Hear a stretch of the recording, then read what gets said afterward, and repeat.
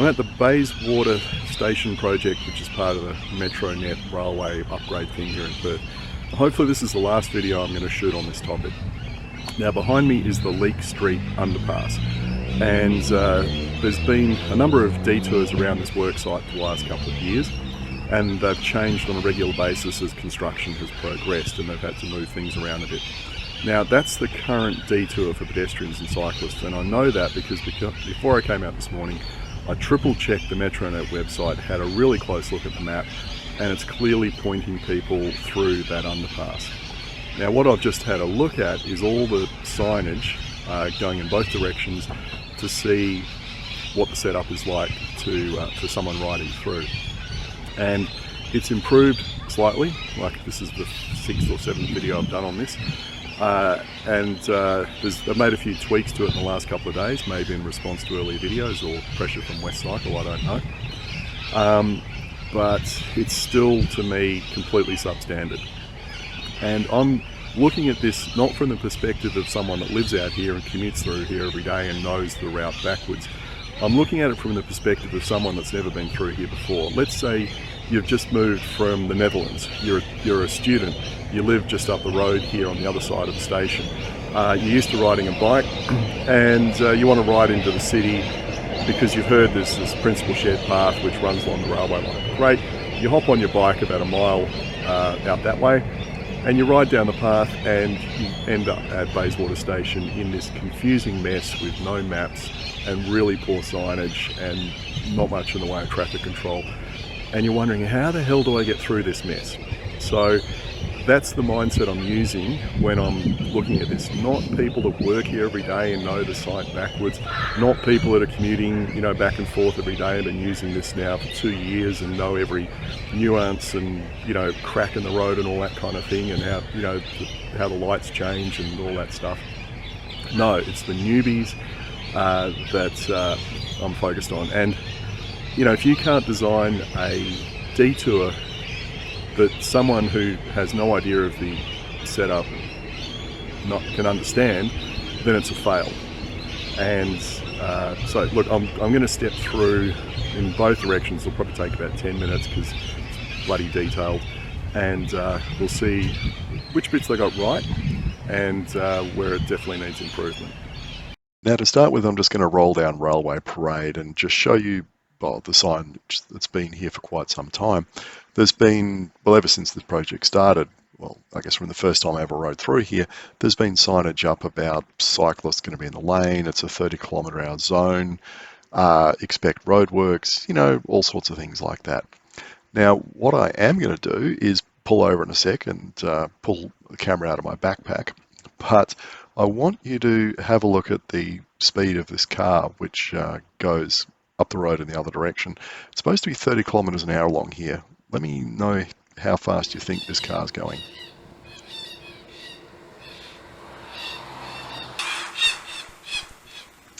Yeah, I'd say about double the speed limit.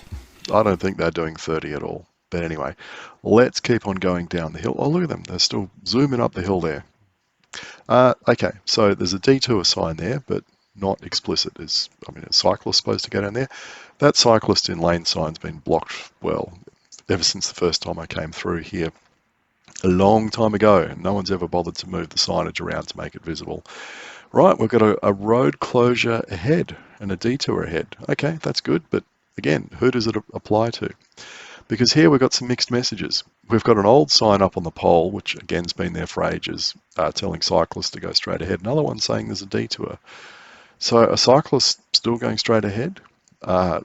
If I hadn't looked at the map on the Metronet website, I might not have known where to go. Now, that sign was obstructed the other day, and it looks like no one's checking it. That sign there clearly says expect to see traffic controllers, but I've never seen any here. Now, here, what would be really useful would be to put a double line of cones across the entrance to this work site, so cyclists would know that's where they're supposed to go. You have cones to the left, cones to the right, and they lead you straight onto this path. That's just another way of visually telling you where to go. Now look at the width of this path. This is supposed to be a two-way path, and there's no way in hell it is. You can see that kind of light coloured dirt ramp there. That's what we had to ride up the other day when I came through. Unfortunately, my camera had gone flat by that stage. But, you know, it wasn't too bad, not too sketchy. And yeah, just excuse my handheld camera work as we go through here. But yep, there's the dirt ramp taking you up there for some reason. And I just had a quick look at the fences, and you can see they haven't bothered to put up any maps to give you any guidance of where to go. Now, I don't know why they couldn't push the fence back on the left there to widen the path, because there's not much of a gap there between that big red barrier that they've put in the middle there and the fences on the left. I mean, you pretty easily catch that and crash. Through here is pretty good. Again, they could have put some maps up on the fence here. It would help. Yeah, stop to have a look at the new path. Looks really good. Now, yes, where exactly are we supposed to be going here? Because the map that's on the website definitely seems to suggest taking to the road, but you look at the width of the road there, and if a driver decided to overtake with cars coming the other way, there's no way you could have a metre of clearance. But look at what they've done here further back towards the last train station. Look, they've built this nice wide path by taking a section of road and putting some plastic divider things down the side. Here, why not put some asphalt down on the other side of those cones and put a temporary bike path along there? I mean, there seems to be enough room to do it. And if this project's costing, you know, billions of dollars, surely they'd have a bit of money to create a temporary path rather than put cyclists out here on the road. I mean, maybe there's another reason for it. I don't know. But anyway, coming up to this set of lights, there is, again, absolutely no indication where you're supposed to go here. There's a left turn lane, there's a right turn lane. Zero guidance, no signage over the other side. Well, actually, the only guidance that I could see is that sign that says no bicycles. Now, according to the map that's on the website, yeah, this is exactly where I'm supposed to be going. Right down the road and then right across this intersection and go up that ramp on the other side. Yep, okay. Off we go. Now, I just rode up the ramp here and I was just intrigued by all the signs, as like those three over on the left there, that they've put up along here. And I thought, you know, there's a stack of these kind of general information signs about what the station's going to look like and green concrete and all sorts of other things. It's like, if they can put all these signs up, why can't they put maps anywhere? I mean, you know, there's heaps of those signs all around the works, and there's plenty of fencing, but why no maps? Now, those two cyclists that were there having a look when I turned up, they decided they weren't going to go straight ahead. They would go down to the traffic lights there and turn right. You can see the bloke in the yellow vest going to the right. And if you look up the hill under the tree opposite the truck, there was a cyclist going up the hill. Now, this is the only map on site, and it's been there for ages, and it's completely out of date. I mean, this is the map as it is now. See? It's wrong. So why not take it down? They're looking from this direction. Yeah, you know, again, just more obscured signage. There's just signage scattered everywhere, and doesn't seem to make sense as you're approaching it. Now, you can see that cyclist crossing against the red pedestrian signal. But more concerningly, watch these two kids coming down the footpath on the other side. So the first one just bolts across the road against the red signal. Whoops. Stops in the middle of the road for those cars. And his mate's thinking, yeah, what am I going to do? So anyway, he zips across the road. And his mate thinks, well, I don't want to be left behind. So he also zooms across the road against the red light. With that car about to take off. That's not a great detour if you've got kids doing that. So next time I might cross the road to that cafe over there and observe. Now, just you know, a few bike movements while I was at the cafe, the Espresso Cafe on this side of the road. So you can see that guy in black decided to go up the road. We've got another cyclist who's come down the footpath. And if you look, there are now 5 cyclists that are going to come from the right of screen, and 1 from the footpath, 4 from, I guess you call it the road, and they will take the road option rather than the footpath option. So it seems there's mixed messages, aren't there? So far we've had people go in 3 different directions, haven't we? Some up the road, some up and down the footpath, and some across here. Now this is the old detour, going under the, well, used to be another bridge here. So let's just test this one out and have a look at whether it's still usable. And yes, it is still usable, there's no doubt about it. It hasn't been blocked off. But if you're going to put a map up on the website telling you which detour to take, why still have signage all over the place for the old detour? Now, there's actually, well, there's not 4 routes you can take. There's actually 5 routes you can take at this point. So this is what's on the website. This is the official route, and it implies riding on the road. If it was on the footpath, well, I guess the line would be down a little bit further. That's how you would ride up the footpath. So that's the first alternative, and we've seen people use that. The second alternative is to take the old route on the other side of the railway line, and I'll demonstrate that in a minute.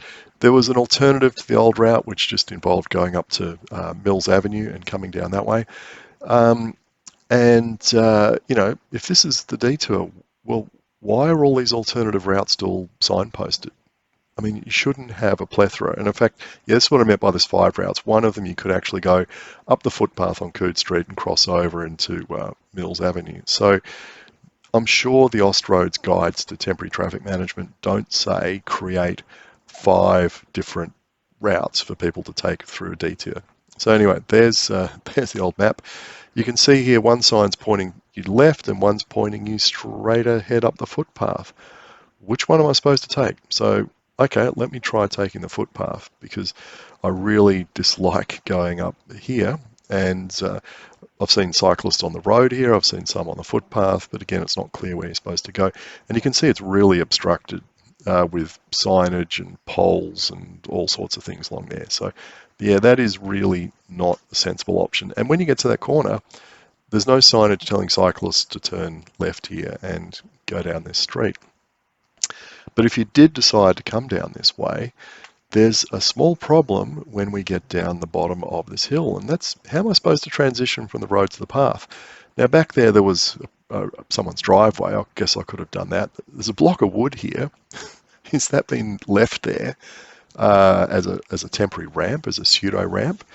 If so, you know, that's pretty silly. Look, here's another cyclist who has completely missed the turn off to the tunnel and is going up that way. Don't ask me why, but you know, maybe they missed the signage like I did the first time round. And you know, it's a good thing I wasn't coming through here, because well, there wasn't enough room for both of us on this path.